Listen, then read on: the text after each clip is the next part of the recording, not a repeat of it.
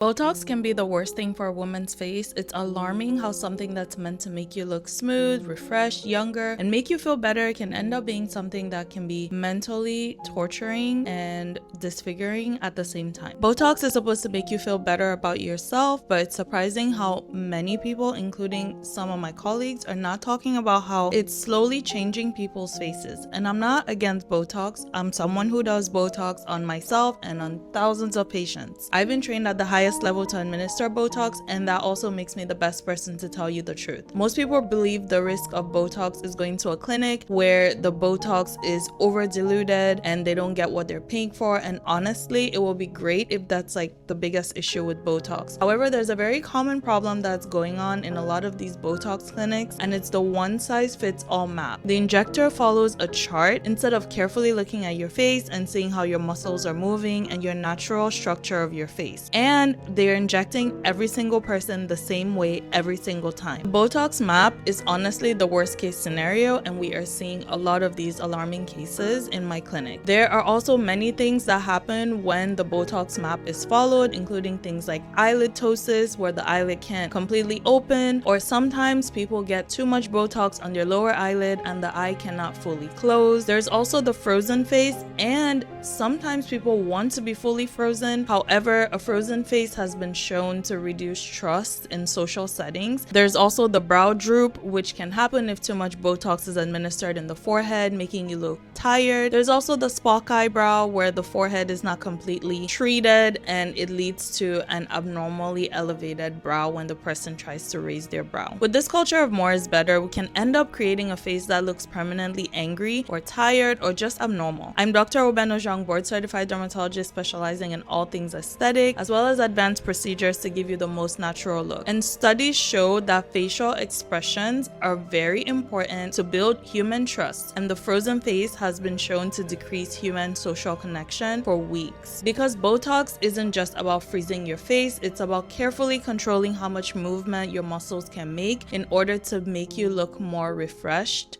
and youthful. And the worst part, when Botox is done poorly, you end up having to wait for months sometimes for it to reverse. And that's why you need to promise me the next time you give your face to someone to treat, make sure they're highly qualified and are not using a cookie cutter map.